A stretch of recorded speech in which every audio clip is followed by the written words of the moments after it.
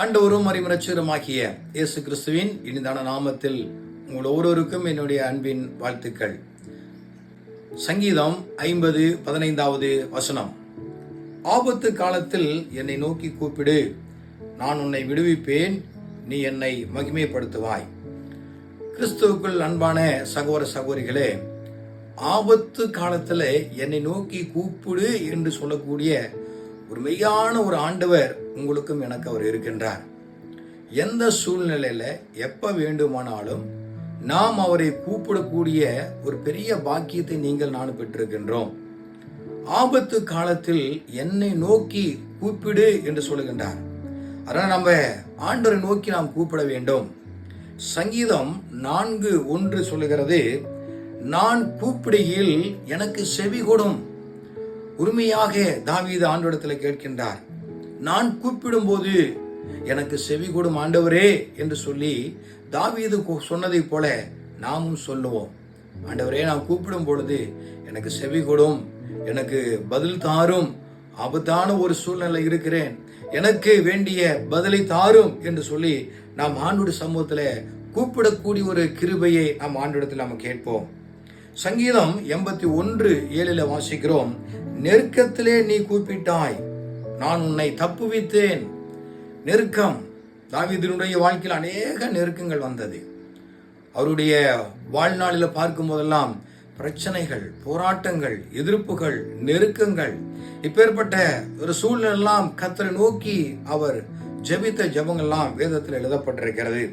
நெருக்கத்திலே நீ கூப்பிட்டாய், நான் உன்னை தப்புவித்தேன் என்று சொல்லி ஆண்டவர் தாவீதை பார்த்து சொல்லுகின்றார். இன்றைக்கு நீங்கள் நானும் ஆண்டவர் சமூகத்தில் அப்பேற்பட்ட ஒரு நெருக்கத்தின் மத்தியில நம் ஆண்டவர் நோக்கி கூப்பிடும் பொழுது நம்மை தப்புவிக்கிற ஆண்டவராக இருக்கின்றார். ஆபத்து காலத்திலே என்னை நோக்கி கூப்பிடு என்று சொன்னார். ஆபத்து காலத்திலே கர்த்தரை நோக்கி கூப்பிடுங்கள். இரண்டாவதாக, நான் உன்னை விடுவிப்பேன். நம்முடைய ஆண்டவருடைய பெயர் விடுவிக்கிற ஆண்டவர், விடுதலை கொடுக்கக்கூடிய ஆண்டவர். எத்தனை கட்டுகள் இருந்தாலும், எத்தனை விதமான உபத்திரங்கள் இருந்தாலும், சாத்தானுடைய கிரிகள் எவ்வளவா இருந்தாலும் அதெல்லாம் மேற்கொள்ளாதபடிக்கு தேவன் நம்மை விடுதலை கொடுக்கிற ஒரு ஆண்டவராக இருக்கின்றார்.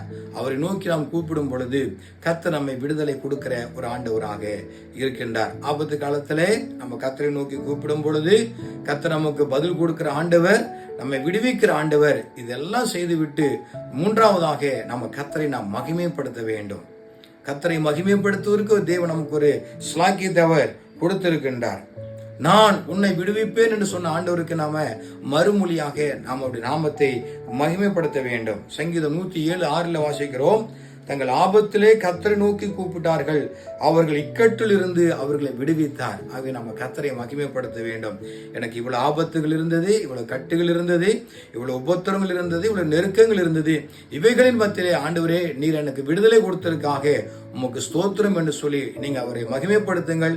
எப்போதும் கர்த்தரை ஸ்தோத்திரிங்கள். கர்த்தர் உங்களுடைய வாழ்க்கையிலே இந்த வசனத்தின்படியாக ஆபத்து காலத்திலே கர்த்தர் உங்களை விடுவித்து பாதுகாத்து உங்களை கிருபையாக வழி நடத்தக்கூடிய ஒரு ஆண்டவராக இருக்கின்றார்.